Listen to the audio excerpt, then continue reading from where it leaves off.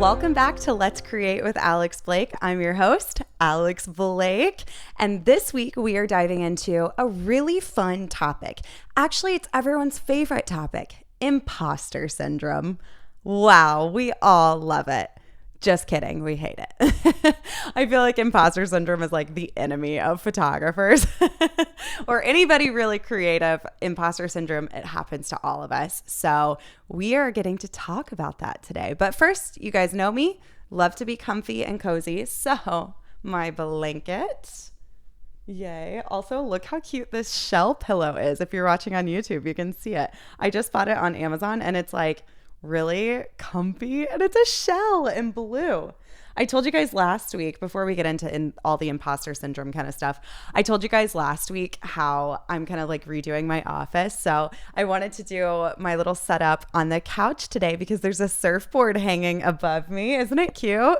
Zach did it this morning. It's a blue surfboard. If you're kind of like listening to the podcast, it's a blue surfboard with like leather straps around it, hanging it. And I don't think you guys can see this, but it's like wooden pegs hanging it. So it's really, really cute. I'm doing the whole like beige and blue and some green with my plant. So very coastal vibes, but it's all coming together. My cheap redo of this room. I told you guys I would keep you updated. Okay, hold on. I wrote down my other life updates. Oh, guys, I saw a shark yesterday. No, seriously. I talked about this a little bit on Instagram because I posted a reel of me and like a senior, and I told her about the shark because normally like me and my seniors for a senior session will like run into the water at the end. And I was kind of freaked out. So let me tell you guys what happened. So Zach and I, we've been doing this thing on Mondays. We've only done it for 2 Mondays, but we kind of like it. So maybe it'll be a tradition. But we've been doing this thing where we basically like go to a coffee shop and we work in the morning, and then we'll take a break for lunch, and then we'll go back to the coffee shop and we'll work all through the afternoon or whatever. But for lunch, what we've been doing is going to the beach and surfing. So it's been like a little fun tradition on Mondays. Like I said, we've only done it twice. So, you know, a 2-week long tradition, but we'll see if we keep it up. All that to say though, we were surfing, we got there, and we were a little bit disappointed because like the waves weren't super big or whatever. It was fine. And it was like really short break. Honestly, if we had looked at the waves, like there's an app where you can kind of like track the waves. If we had looked at it before, we probably wouldn't have even gone. But we went, and we're happy that we did. It was fun. But we were out there for probably like 30 minutes when all of a sudden we see a bunch of people gathering on the beach. And you know when people are gathering on the beach, it's either something really cool or something really bad has happened, right? Like an emergency or something. So we look over there and we're like, is that... It is. That's a shark. And we're like surfing. We're like maybe 20 feet from it, like not far away at all. And like I said, it was short break. So it was like we're surfing kind of near the like sand anyway. So we like swim in and walk over there. And there were people who were shark fishing at the beach right next to us surfing. I'm sorry. I was talking to somebody about it today. They said that's normal. And I was like, absolutely not. You're putting bait where people are swimming and where I'm over there surfing, like dangling my legs off of a surfboard. And there's a 4 or 5 foot shark right next to me, and you're like baiting it with some food. Are you kidding me? I can't. So I don't know. Again, somebody told me that's normal, but it kind of freaked me out. You guys know I'm on the journey of learning how to surf, and I've been doing really, really well. I've been trying to go once or twice a week. And yeah, this is my first time seeing a shark, and I don't know how I feel about it, guys. So yeah. And then they put the shark back in the water. So then I was like, yeah, I'm sorry, Zach, I gotta go in. The waves aren't good. We saw a shark. We're leaving. So I think we only surfed for like 30 minutes and then looked at a shark for 10 and then headed out. We were like not having the beach day that day after seeing the shark. So, oh yeah, I was going to tell you guys too. Nobody guessed on my Instagram. I posted like a reel about this and just asked everyone like what me and the senior named the shark, because in the senior shoot, we just like were having fun and we named the shark. We also saw a bunny too, and we named the bunny. So it was Buster the bunny. And then because nobody guessed the shark name, I was going to Venmo $5 to anybody who guessed it, but they didn't. It was Sylvester the shark. I thought that was a good name. I feel like people are like, why Sylvester? But it begins with an S. I feel like it was good, okay? People had better shark names though in the comments. I'm not gonna lie. They were like Jimmy. I think one was like Norman or Nelson or something. That was good. Somebody said Bruce. That's a classic for a shark.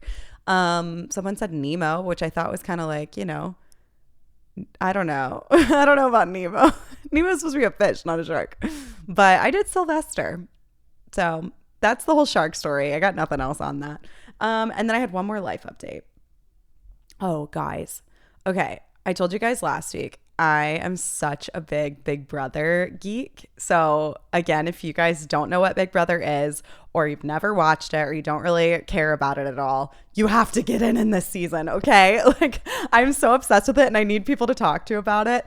But that hopefully is changing because we did a watch party last week and invited a bunch of our friends over. We had like 22 friends crammed into our apartment. And I told them all about Big Brother. There's only like 3 people who even like knew what Big Brother was and like followed it. Ian, I had him on a couple weeks ago.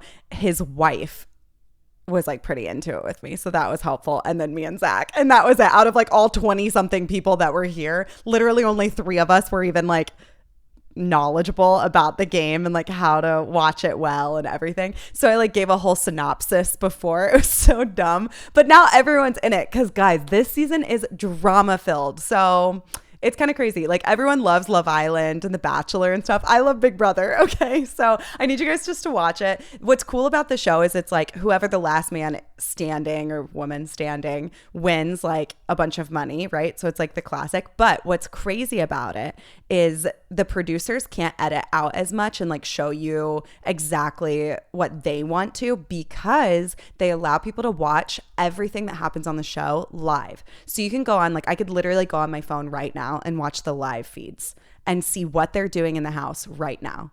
Isn't that crazy? I just think like the game aspect of it is crazy because you have to be really strategic with like competitions. You have to be strategic with your social game and like all of those things. But then also it's like a social experiment too, to like have people on live streamed all the time. That's just such a wild concept to me. So anyway, if you guys haven't watched Big Brother, please go do it. Honestly, I need Big Brother to sponsor me based on how much I talk about it, but it's Big Brother season. And listen, some people care about the Olympics. I care about Big Brother. Big Brother is my Olympics every summer. Okay. Okay. Back to imposter syndrome. So the reason I'm talking about imposter syndrome is because imposter syndrome in general is something I personally think that most creatives deal with. And that was really solidified for me because I know that like I personally deal with it. But it was solidified for me. I did a like vote kind of thing where I just posted a bunch of ideas that I want to talk about on my podcast on my Instagram story. And this was like by far the winner of what you guys think that I should talk about. So if you guys don't follow me on Instagram, go do that because sometimes in my stories, actually not sometimes, like pretty much every week on my stories, I talk about the podcast and, give you guys a little bit more say into what I talk about. So it's Alex Blake Photography on Instagram. But all that to say, I did the vote and this was like the top thing that you guys wanted to talk about. So I think this is such a cool thing to chat out loud about because it allows us as a community to kind of pull it out of the dark. I think sometimes like when you're going through something or you are allowing a fear or an insecurity to kind of like eat you alive on the inside, you kind of want to hide it from people. You don't really want to share your fears or what you're dealing with. But when you bring it into the light, that's where we get to solve it together. That's where we get to talk through it together. That's where community can really do what community does best and wrap around each other. So let's get into it. Okay. I was very official today, and you guys know I always have my notes, right? Well, I said, what is it? And I wrote out the whole definition. So I'm going to read us the definition. This is just from Google, so the most official thing, It says, imposter syndrome is the persistent inability to believe that one's success is deserved or has been legitimately achieved as a result of one's own efforts or skills. So in other words, it's a fancy phrase for insecurity. So I mean, literally, it's like the persistent inability to believe that one's success is deserved. Well, if you are successful, then you probably deserve it because it's your success, right? So like not feeling that way, I feel like is just insecurity. It's just a different phrase for the word we all know and love / hate, insecurity. So that's kind of like what it is. If you've maybe never heard that phrase before, or maybe you have heard it, but it's been like thrown around and you don't really know what it means. Basically, it's that. It's where like you're in a position where you feel like you don't deserve it, or you feel like you aren't actually whatever the title is just yet. Like you have far to go, even though you actually are in that title, or you actually do that thing, whatever that might be. So that's kind of what it is. I also wrote down a bunch of reasons that I feel like maybe the reason for like why we might deal with it. So like I said, I personally believe that most creatives deal with imposter syndrome because of so many different reasons. But let me read a couple of the reasons that I wrote as to why we might be dealing with this. The first one that I thought of was perfectionism. And I just basically like, I put down these things and then I put it in ChatGPT and was like, give me like descriptions for these things. So when I said perfectionism, ChatGPT, it said that it was people who set high standards for themselves and may feel like they never meet expectations, leading to self-doubt. And I feel like some of us just got called out. So an example of like perfectionism when it comes to our work might be, maybe you are like this when it comes to editing. Maybe for you, when you edit, you are such a perfectionist that it just crushes you for one photo. Like you can't move past it, right? And if you want that photo to be perfect, and then when you deliver it, you look back at it and you're like, oh, but I should have done this, or I could have done that, and it could have even been better. And you like allow yourself to feel so much insecurity that you feel like you have imposter syndrome because you can't get that photo to be perfect when you feel like everyone else around you maybe can. So that's the perfectionism. The other reason too that I feel like we might deal with imposter syndrome is a need for validation. Guys, this is a deep episode, okay? This is some self-reflection time. But yeah, I think like, again, these are just things that are fears and hidden thoughts and things that are truly inside of people. And when we bring it into the light, it allows other people to feel heard or understood or seen. So I hope that this episode, even though it might be deeper, I hope that it's helpful for us because we are a community and we get to decide what is like hidden and in darkness and what's in light. Like, let's talk about this stuff. So a need for validation. ChatGPT said it's relying heavily on external validation that can make individuals feel unworthy as their self-esteem is tied to approval from others. Approval from others. Otherwise known as people pleasing. Yeah, I think like so many of us deal with this, guys, like a need for validation. Man, so many of us deal with this. But yeah, I feel like I wrote down the example for photographers is maybe like that we don't get as many likes or views or comments on this post when we did on that post. Or maybe if a client, oh, this is a big one. If a client doesn't respond immediately raving about their gallery when you send it, how do you feel? And obviously there's like a little bit of this that I think is healthy, right? We should want to please our clients. We should feel like we want to have a good client experience and we want to have good work. But at the same time, we have to have confidence in our work, confidence in what we do and what we say that we're good at, right? As photographers or as creative entrepreneurs, whatever you do, that when I deliver something, I know they're going to like it, right? And they might have a couple tweaks and that's okay. But like, I shouldn't be afraid that they're going to hate the gallery just because they haven't responded yet. They have a life. They're busy. It's okay. You know, they might not be like waiting at their computer, waiting at their phone, like waiting for us to send the photos and then like immediately respond. Obviously, we all want those clients, but like if we don't have those clients, are our hearts immediately dropping? Is our worth tied to what they think of us, right? Or what people think of us on social media? Or like I said, how many views we get? For me, I'm like really nailing down the need for validation because I really think that this is an issue for a lot of people, and that includes myself. Like I don't want my worth inside my own head or my identity to be tied to what someone else thinks of me or how someone else approves of me. Like We don't need that, you know? And for me too, like I'm a follower of Jesus. And so like, I want to make sure that for myself, I'm receiving that validation from God and from God alone. And like in my life, it goes like God and then Zach and then Bear, my dog. Just kidding. He always gives me validation. And then everyone else. But because God is first in my life, then I need to first get my validation, my worth, my identity from him. And so for you, like you might not be a follower of Jesus, so your list might look a little bit different than that. But doing the reflection of like, how do I receive validation? How do I, feel self-worth? Like, what does that actually look like for me? Because if it comes from others, guys, it's not going to be consistent. And I know for me, having God as like the top, that is something like, he is so consistent. He is so kind. He's so loving. He's so amazing. And he's constant, guys. And so like, when I put my hope in Jesus for validation, I can know that it's always going to be the same. He always speaks life over me, versus if I put my worth and identity in people, they might not like their gallery sometimes. They might not like me sometimes, and that's okay. Like, people are entitled to their opinions, you know? But anyway, I'm going to move on because I'm really like going down on that rabbit hole. But all that to say, do the work and self-assessment of that, because that might be the reason that you deal with imposter syndrome. Number 3. Oh, this one's a good one. I said the reason that we might deal with imposter syndrome is like a new role in our life or a new challenge. And then ChatGPT said this: taking on new roles or challenges can trigger feelings of inadequacy, especially if they're outside of one's comfort zone.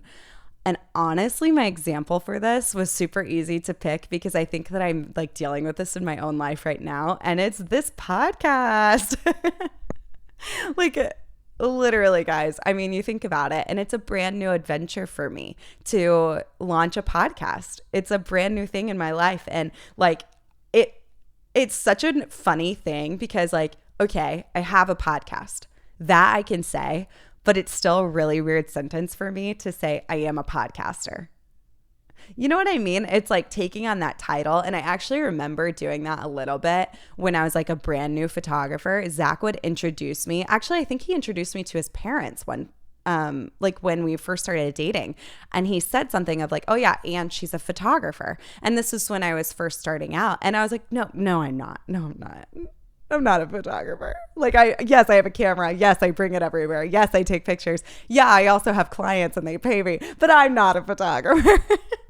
Like, why do we do this to ourselves? But really all it is, it's a new challenge. It's a new phase of life. It's a new role, and it feels intimidating to us. And so we don't want to like put that on ourselves, because if we keep it at a distance, there's no room for failure even. Oh, yeah, yeah. So that's just something like, I think for me, that's something I really, really deal with. The other thing that I was thinking, I think this is number 4, could be a reason to why we deal with imposter syndrome is that we might compare ourselves to others. And this is a little bit different than like the validation one. It's more of like looking at something and kind of being jealous of it, or thinking that that person is better than us in whatever. So this is what ChatGPT said. They said comparing oneself to others who seem more experienced or successful can amplify feelings of being an imposter. So the example that I thought of for this one is like not feeling like your work is good enough because it doesn't look like that person's on Instagram. And that's obvious. Like, honestly, I think we've probably all dealt with that a little bit. This for me, just vulnerably, like this can happen like with my editing, because I love my editing. I love that it really kind of shows my personality, where it's like bright and poppy and vibrant, but it isn't necessarily like what's on trend right now, right? Like the very trendy thing would be kind of like what Megan's style is, and that very much shows her personality too. So she's not doing that just because it's a trend. But if you watched my episode with her, I think it was like 2 weeks ago, maybe. Yeah. Anyway, it was about finding your photography style. Her style is very like filmy and nostalgic and stuff like that. And that's very like documentary candid couples. Like that is very trendy right now. And it's amazing and it's beautiful. So I think that it's not going to like go away or anything like that. That's not what I'm saying. But what I am saying is that when I look at my work and it's something that represents who I am, if I allow myself to compare it to that, what's trending right now, and then I veer into that, it wouldn't make sense for my business, but I can definitely look at that and sometimes feel insecure about it. And again, that's just a vulnerable statement, but I think like bringing these things into the light in our community and saying like, yeah, I have a podcast. Yeah, I mentor other photographers. Yeah, I sell my presets and I freaking love them, but also I get insecure about it. Like having that kind of vulnerability, I think is really important in our industry, because otherwise all it does is fuel more imposter syndrome. Like all we do is create a cycle of it if we don't allow ourselves to be vulnerable enough to like admit that we all deal with it. So that's something that I definitely deal with, is like the comparison to others when it comes to my editing and my style. And it's hard because like I said, I love my editing and I have to remind myself that I am confident in my style and that it's ever evolving and it can totally change whatever I want it to. But I don't want it to change at every trend because I like it in the moment, when it doesn't actually represent like how I want to long-term create my work. So that's just a whole nother topic, honestly. And then the last thing that I wrote down was, and this is why we might deal with imposter syndrome. The last one is cultural influences. So then ChatGPT said societal or cultural messages about success, competence, or appearance can impact self-perception and contribute to imposter feelings. And yeah, I think that's really good. Like messages about success, competence, or appearance. And I love that it added the appearance in it. And I really love that specifically just because of like the digital age that we live in, where it's not just success and competence. While I think that, yes, we can compare ourselves to things like that too in culture, it's also to do with like looks. And I think like the age that we live in just allows us to see so much of other people, and we see them in what we think is their daily lives, right? But really it's just the highlight reel, and it's like what they choose to share with us on social media, or even like how they pose, and we're not seeing them in real life. We're just seeing how they pose for the camera, or how they sit up really straight when they're talking to the camera, or what their lips look like, or what their filler makes their face look like, you know. And again, I'm not putting any of those things down, because we all do it, because we all create content, right? As photographers, we're also content creators in a lot of ways, because we market ourselves online. But again, I think it's hard when we look at other people and feel like this is the example that I actually wrote down. I don't want to show my face on reels because I don't look like that guy or that girl, or I don't know, like people I feel like have been sharing online a lot of like, here's how you can make 100K in this many days, you know, like those kinds of reels or whatever. And if we get trapped in those cycles of looking at what our culture is telling us is success or is beauty, then we don't feel like what we are doing is successful enough to call ourselves photographers or creatives, or again, fill in the blank for whatever it is for you. But like it runs really deep when it's what our society and our culture is pushing out as a whole. Yeah. So again, really deep episode, guys. But those are some things that I feel like could be like the why behind us feeling those things. So again, kind of like what I was saying with the validation, I think we need to kind of do the work to really figure out why it is that we might be personally dealing with. Those are feelings those are 5 things that I feel like maybe I've dealt with. Just in general, I would probably say that I have dealt with all 5, but I think that there are certain ones that stick out to me more. Like I said, like the new roles and challenges, I've realized that, oh, okay, I do deal with imposter syndrome pretty much at every new challenge or every new role. So that's something I need to watch for and be aware of in my life so that I'm able to combat it. So speaking of combating it, I wanted to kind of bring up like, what do we do about it, right? I don't want to just like allow this to be a conversation. We all complain about imposter syndrome and then we don't do anything about it because that would be kind of dumb, right? Like, no, we got to fix the issue too, right? So basically like, I told you guys when I started this podcast, I was feeling imposter syndrome. And I was actually talking to Zach about it. We were in the car and I was telling him, like, it feels really weird that I have a podcast and it makes me really nervous. I think it was probably the first week of doing it, or maybe I hadn't come out with it yet, but I was just kind of sharing some of my fears with it. And guys, it was such a good conversation. Number one, because again, I didn't hide it. I wasn't going to hide my feelings. I was going to talk to him about it so that it wasn't just me dealing with it on my own, like ruminating in my fears or insecurities. Like, I'm going to bring it up. But also too, because he was able to like speak over me and remind me of who I am and why I wanted to do this and all that kind of stuff. But he said something really, really good. He said, you need to see imposter syndrome as a growing pain. Guys. My mouth dropped open. I was like, are you kidding me? That is such a good quote. And I literally said, wait, I want to do an episode on imposter syndrome and I'm going to quote you. And then we decided he would be on the podcast. And then I decided I didn't want him on it. So sorry, Zach. When he's editing this, he's going to be like, dang. But yeah, so he said seeing imposter syndrome as a growing pain.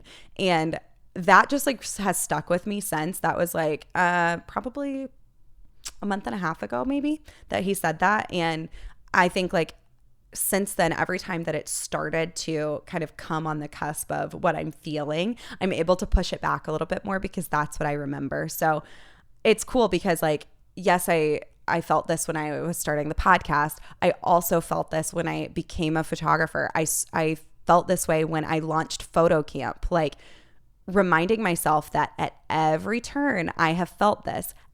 And when I get through that feeling, there's like a breakthrough in my business or in my personhood, right? So see, I wrote down this, like seeing imposter syndrome as a growing pain rather than through the lens of our insecurity can help us look towards growth rather than it stifling us. Because I do think sometimes with imposter syndrome, we can like, it can like push us back. You know what I mean? Where it can like either make us, what's that thing that people like therapists say? You like fight, flight, or freeze. I feel like imposter syndrome can force you to do those. Like you're going to do one of those, right? Like sometimes you can just run away from it. Okay, I feel afraid of doing a podcast, so I'm not going to do a podcast. Or I feel, okay, honestly, I'll give you one right now that I'm dealing with, guys. I just thought about it.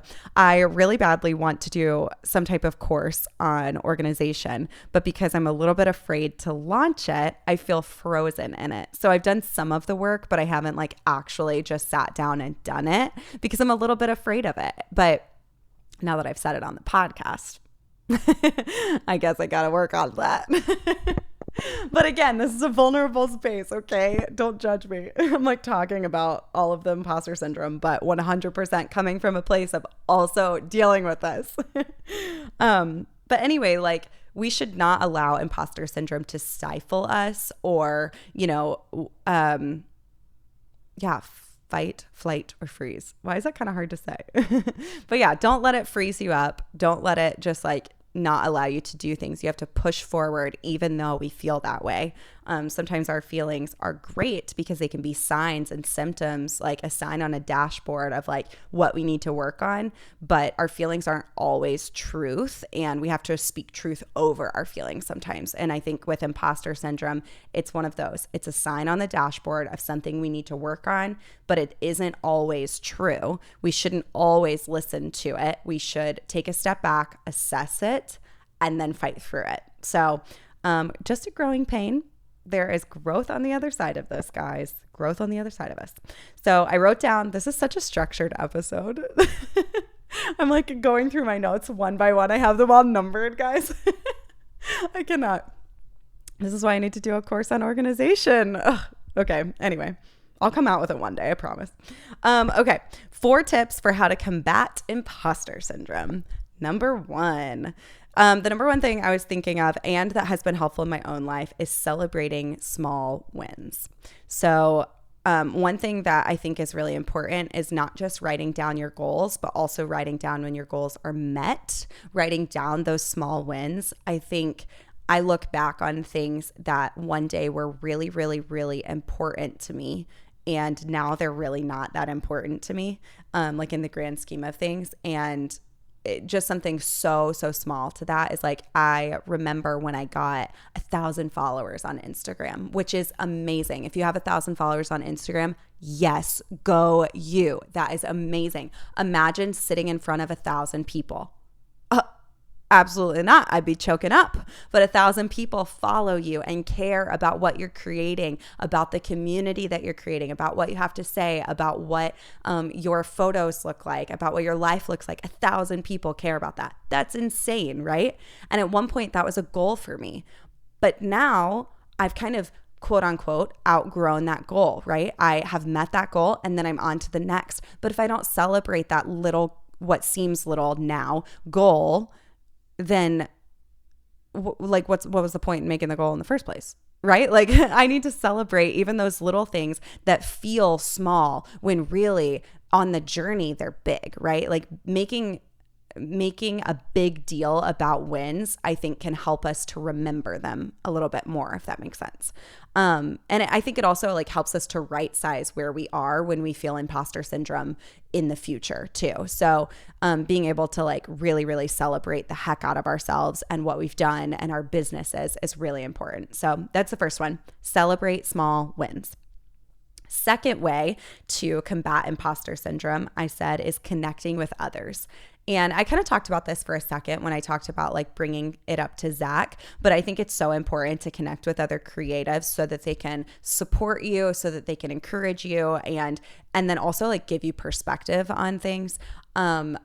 I think this is so important. Like I said, I do this with Zach. I do this with people who are photographers and who are not photographers. So I do this with my friends Megan and Preston. I talk about them pretty much every episode. You guys know Megan Grindell and Preston Luke. We're like a little trio. We're besties. And I will talk to them. I mean, our group chat is popping off every day, guys, with random stuff that one of us needs to chat out. And it's so important because there are times where we can rally around people and we can rally around each other and support each other. There are other times where we give perspective and say, hey, you're wrong on that, or let me give it to you in this light, or kind of correct each other, because that's what community does. But then also we give each other like encouragement too, of like, hey, don't listen to them. You know, like that isn't right that they're doing that to you, whatever it might be.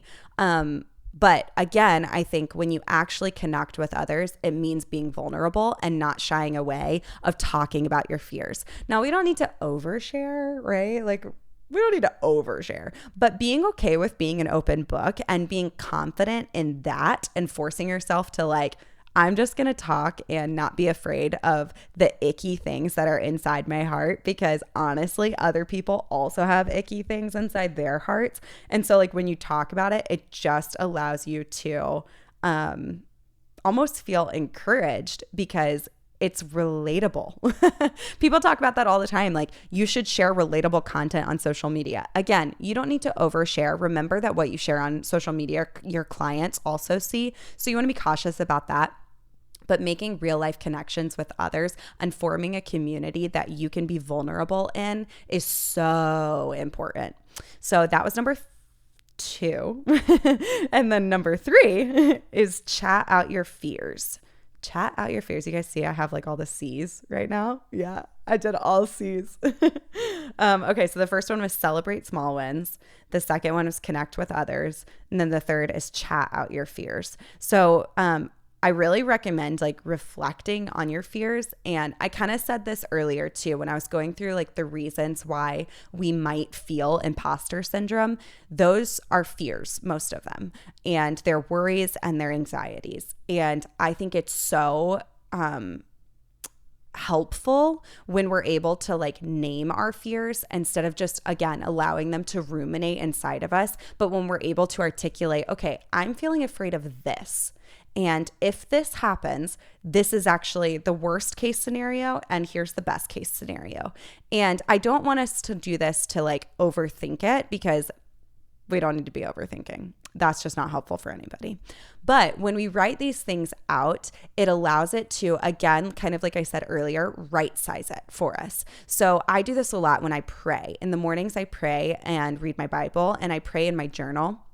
I think I've talked about this before on the podcast, but when I journal, I'm able to say, okay, God, here are the things that I'm directly afraid of. I'm going to give them to you. And when I'm praying, I'm like saying, okay, I'm releasing these things to you. And that's really helpful for me. But maybe if you're not a follower of Jesus, write down in your journal, okay, fears, and just list them out and see maybe if that's helpful for you to just kind of get it out on paper. And then also I think it helps to articulate it to others when you go to your community with them. So celebrate small wins, connect with others, chat out your fears. And then the last one is to be curious. There's my C, curious, and be humble. Be curious and humble. So I think being scared of things is obviously annoying to all of us, but at the same time, it is how we grow. And that's kind of what I said earlier, where Zach said like the growing pains. But I don't ever want to be in a place where I am running from those fears when they're good. But I also don't ever want to be in a place where I'm not afraid of something. And that I feel like is kind of a weird statement to make, but I think that like, okay, if imposter syndrome is a symptom of growing pains and I constantly want to be growing, I want to be curious, and I want to be humble, then that means that I should always feel a little bit afraid. And that's okay. It forces me to be really dependent on God. But basically, like I kind of wrote this down. Not kind of, I did write this down, and I'll just read it to you. But it says, if I'm ever not doing something that scares me just a little bit, then I've probably veered more into my ego or my pride than I want to. Just being honest. So I don't know if that's the same for you, but I think if I'm afraid of something, then it means that I'm probably in a good place at the same time, because I'm in a place where like new things are coming. And what an exciting place to be in. What a place where I get to be humble. I get to be curious because I get to be a learner. I get to learn something new and grow as a person, as a human, right? And then also grow as a business leader. And I do want to be proud. Like I don't want to be insecure. I want to be proud of who I am and where I am in my life and in my business. But I also want to be humble, and I want to be someone who is always growing and who is always learning. So that's my own personal thing, but I wrote it down in there in case that also resonates with you, because I think that when we are a community that is humble and is always willing to learn from each other, that just makes us better people, and it makes us more well-rounded, and we always get to learn. So, okay, I'm going to do a little recap because I feel like we talked about a lot in our very deep imposter syndrome podcast today. But we talked about what imposter syndrome is. It was the persistent inability to believe that one's success is deserved or has been legitimately achieved as a result of one's own efforts or skills. And then we talked about why we might deal with it. And here's kind of the recap of that. Perfectionism, a need for validation, new roles or challenges, comparison to others, and cultural influences. And there's probably like a million others to those. So write down, if you feel like you have more, write them down. Like take a second to process this. I told you, this is a deep podcast. If you're listening while editing, I'm sorry. You need to stop editing. You need to get out your notes app and like go through a little counseling session with yourself. I might after this, honestly. And then what do we do about it, right? So the 4 tips that I said were celebrating small wins, connecting with others, chatting out our fears, and being curious and humble. So yeah, like I said, super deep podcast today, guys. I hope it wasn't too deep for you. I hope you come back next week. I should probably do a lighter episode next week. But you guys voted for this, okay? I told you, I put it on my Instagram story and you guys voted. But yeah, like I said, follow me on Instagram at Alex Blake Photography. I'm probably going to do something where you guys submit, because last week was really fun when we talked about like the horror stories. I really liked being able to like read you guys kind of submitting things on the podcast. So I'll probably do a submission something episode next week. And yeah, for now, I think that's all I have. But yeah, I will see you guys next Thursday. Please leave me a review and rate me if you haven't. Subscribe on YouTube. Yeah, it's really helpful for my business. So anyway, I love you guys so much, and I will see you next week. Bye. I just want to make something